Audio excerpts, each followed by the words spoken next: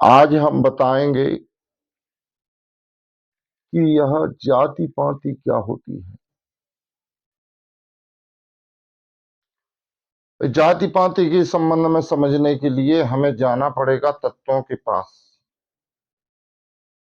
कि 5 तत्व से यह शरीर बना है और पांचों तत्वों में कौन सी जाति है, कौन सा धर्म है, कौन सा मजहब है।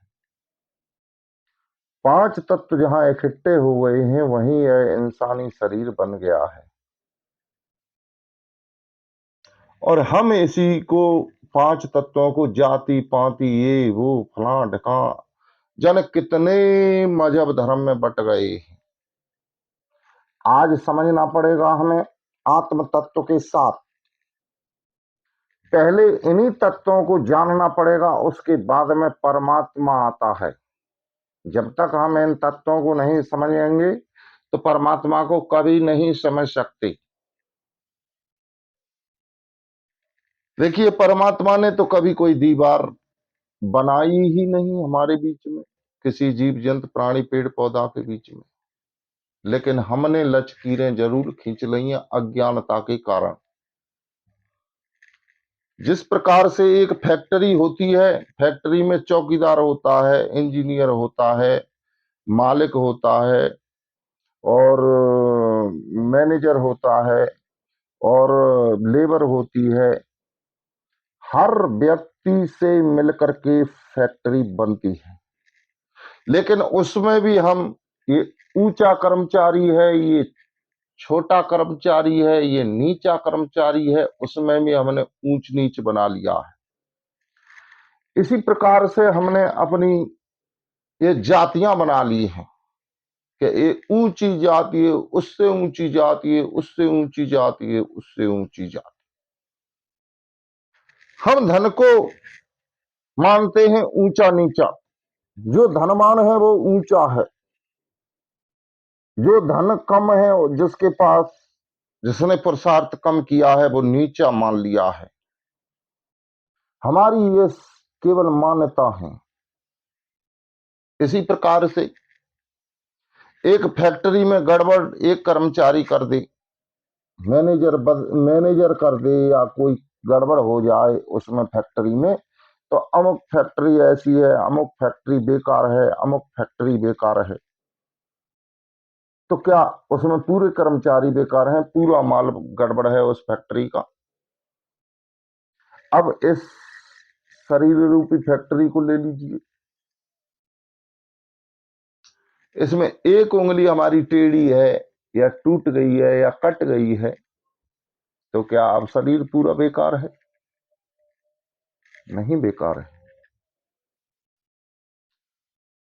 कोई हाथों की प्रशंसा करते हुए देखा है, कोई पैरों की प्रशंसा करते हुए देखा है? पूरा शरीर जब, पूरा मन बुद्धि विवेक हर चीज जब सही कार्य करने लगती है तो प्रशंसा मेरे भाई अपने आप होने लगती है।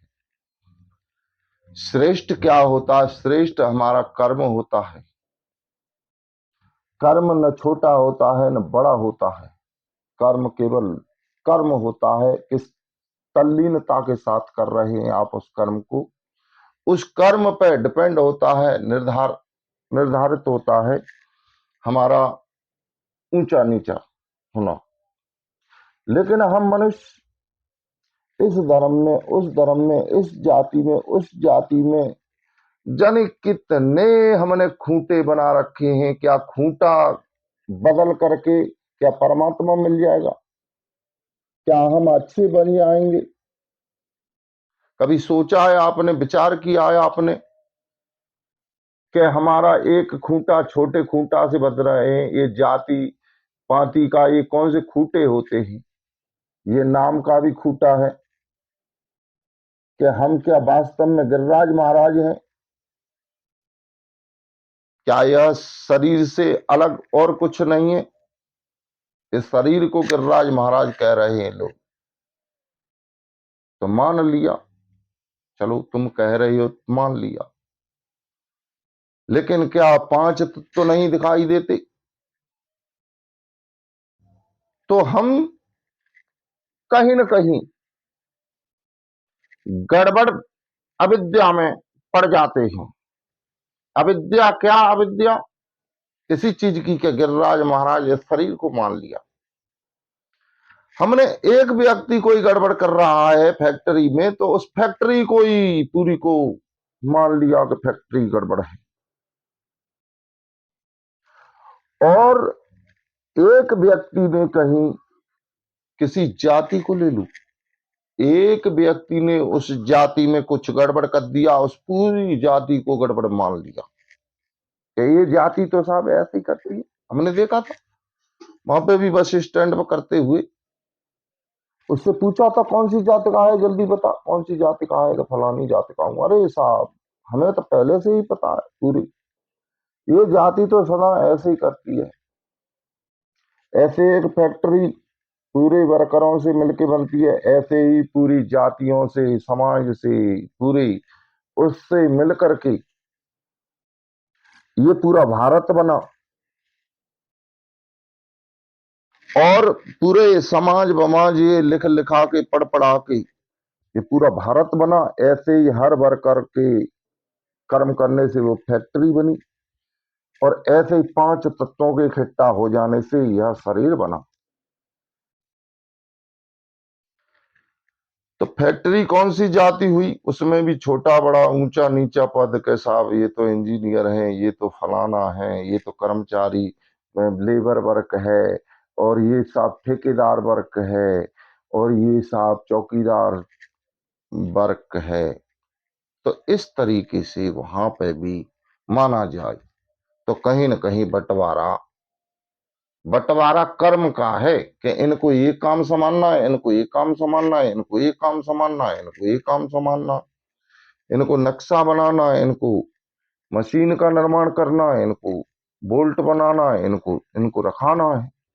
तो वहां कर्म का बंटवारा है, लेकिन उसमें भी हमने सैलरी के आधार पर छोटा बड़ा ऊंचा नीचा मान लिया, उसे ही मानते चले आ रहे हैं। ऐसे ही जाति पाति, इनको भी ऊंचा नीचा छोटा मोटा बड़ा। क्या जाति पाति मानने वाले इन तत्वों में क्या परमात्मा को जान सकते हैं, पा सकते हैं? नहीं पा सकते। जब उन्हें यही बोध नहीं है कि कौन सी जाति, कौन सा वो, कौन सा वो, कैसे शरीर बना, किस कारण बना, क्यों आए इस पृथ्वी पर, जब उन्हें यही बोध नहीं है तो वो कभी परमात्मा को नहीं पा सकते। तो हमें सबसे पहले समझना होगा कि हमारा पांच तत्व से यह शरीर बना है, इसमें छठा तत्व आत्मा है। सूरज अपनी जगह पर निकलता है, चंद्रमा अपनी जगह पर निकलता है, पृथ्वी अपनी जगह पर, वायु अपनी जगह पर, जल अपनी जगह पर, आकाश अपनी जगह पर। तो ये सारी चीजें मिलकर के हमारे शरीर का निर्माण कर रही हैं, और परमात्मा सबको चला रहा है। तो जब ये चीज समझ में आ जाती है तो ना हमें जाति बनने में, न मजहब धर्म बनने में, और ना ही किसी से नफरत, एक व्यक्ति की कमी से, एक व्यक्ति से उसका मन गड़बड़ है, उसका ना शरीर गड़बड़ है, ना आत्मा गड़बड़ है, उसका मन गड़बड़ है। उस मन को हमने ही कहीं न कहीं से विचार दे दे करके गड़बड़ कर दिया है, तो हमें उसका मन ठीक करना पड़ेगा। मन के इंजीनियर केवल और केवल गुरु होते हैं। गुरु मन को ठीक कर देता है तो व्यक्ति सीधा परमात्मा से मिल जाता है। तो जब हमें इतनी समझ आ जाती है तो हम इन जाति धर्म मजहब सबसे ऊपर उठ जाते हैं। इंसानियत ही केवल जाति है। पहले इंसान बनो सभी, फिर आत्मा को तत्व ज्ञान से जानो, फिर उसके बाद आगे की सोचो कि क्या करना है, क्या बनना है, कैसे पढ़ना है, कैसे लिखना है, कैसे कार्य करना है।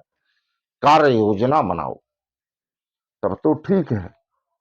और यदि गड़बड़ झड़बड़ में आप पढ़ रहे हो, जाति धर्म मजहब भेद भाव, ये वो ईर्षा द्वेष, तो तुम्हारा कुछ नहीं हो सकता। इसी के साथ हम अपनी वाणी को विराम देते हैं। जय श्री कृष्ण, राधे राधे।